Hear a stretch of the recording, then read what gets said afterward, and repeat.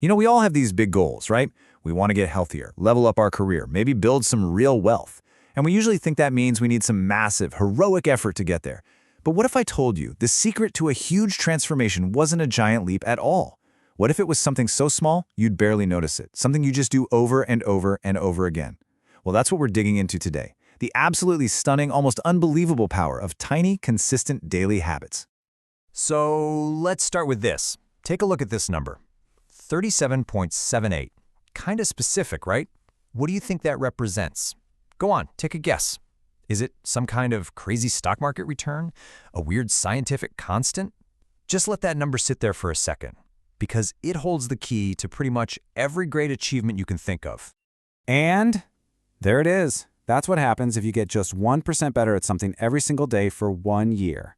Now, your brain might do the simple math and think, okay, 1% times 365 days, that's 365% better.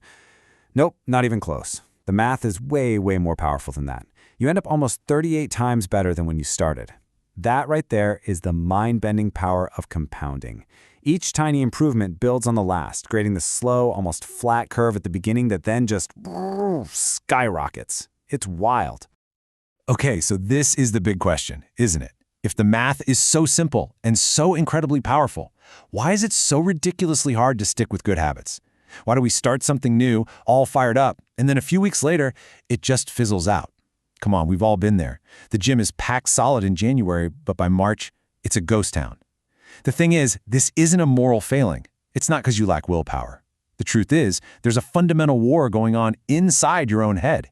So it's time to meet the villain of our story. And it's your own brain. Or to be more specific, a totally predictable, hardwired feature of your brain. See, we are biologically programmed with this incredibly strong bias for the short term, for what's right in front of us. And that bias works directly against our big, long-term goals. It's what creates this internal battle we fight every single day. And this really lays out that internal tug of war perfectly, doesn't it? On one side, you've got the logic of compounding growth. That's the patient, long-term planner part of you. But on the other side, you've got this thing called hyperbolic discounting. That's the impulsive, I want it now part of your brain that's totally focused on immediate gratification. It is literally patient you versus impulsive you, and they're locked in a constant struggle for control. Let's give our inner saboteur its proper scientific name: hyperbolic discounting. Behavioral economists have studied this for years. It's our built-in tendency to value things completely differently depending on when we get them. A huge reward that's way off in the future? Feels small, abstract, not very motivating. But a small, kind of junky reward that's available right now? Oh, it feels massive, irresistible. It's like you're looking at your future self through the wrong end of a pair of binoculars. All your amazing future goals look tiny and far away, which makes it super easy to trade them for that donut that's sitting right in front of your face. And this right here is the math of that war in your head. On the one hand, you have the beautiful, elegant formula for compounding growth. That's your 1% improvement stacking up over time, building that amazing exponential curve. But then, on the other hand, you have the messy, human math of short-term value. Look at that second formula. See that delay variable on the bottom? The bigger the delay, the more your brain divides the value of the reward, making it seem worth less and less. So you're on this path to incredible long-term gains, but your brain is constantly running this other calculation, screaming that the immediate thing, the cookie, the impulse buy, skipping the workout is way more valuable right now. And that's where the two forces collide. So how in the world do we win this battle? If just gritting our teeth and using brute force doesn't work, what's the secret? Well, the answer is to be smarter than your own primal instincts. It's to use strategy. We have to completely reframe how we think about willpower. It's not this muscle that gets tired and runs out. Think of it more like an intelligent tactic, a clever move we can learn to deploy to outsmart our brain's predictable, short-sighted glitches. I absolutely love this quote because it just flips our whole idea of discipline on its head. We think self-discipline is about pushing harder, doing more, hustling 24/7.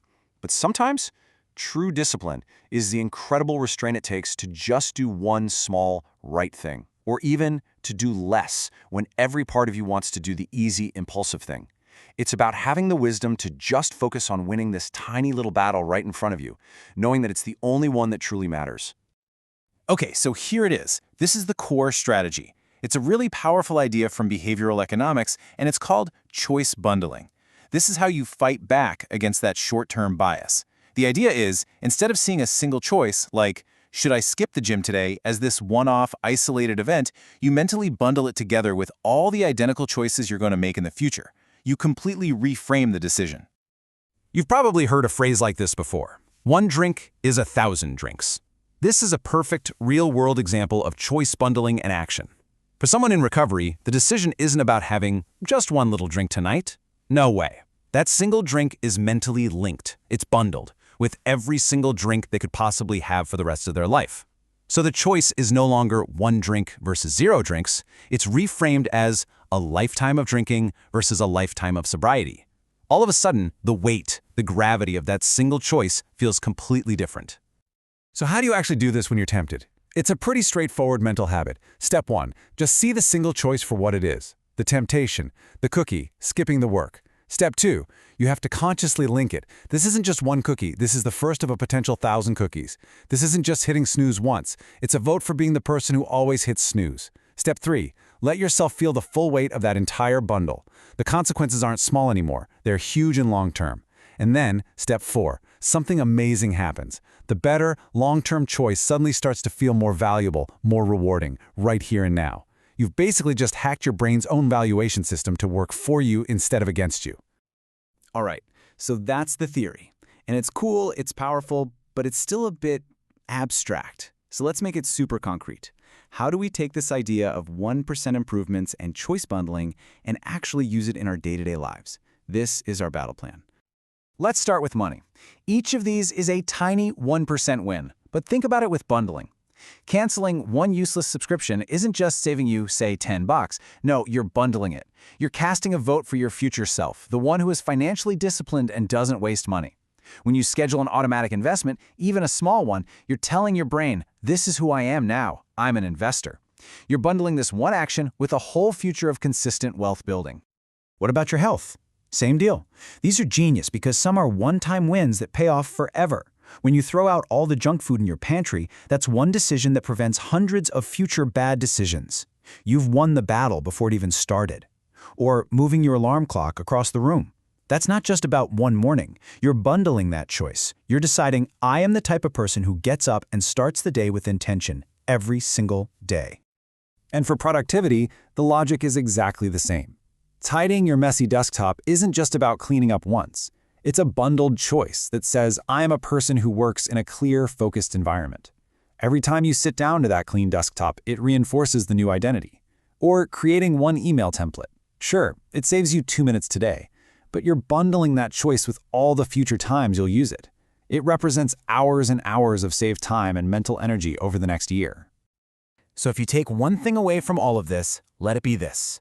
We always look at the final product, the successful entrepreneur, the marathon runner, the person who's financially free, and we mistakenly try to achieve that giant result directly.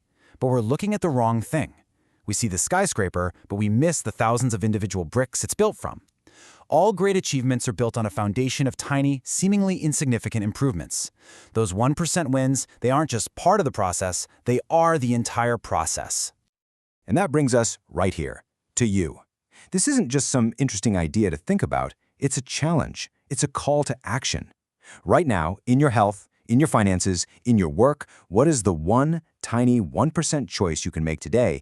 And, this is the important part, how can you mentally bundle it? How can you link it to the person you are actively choosing to become?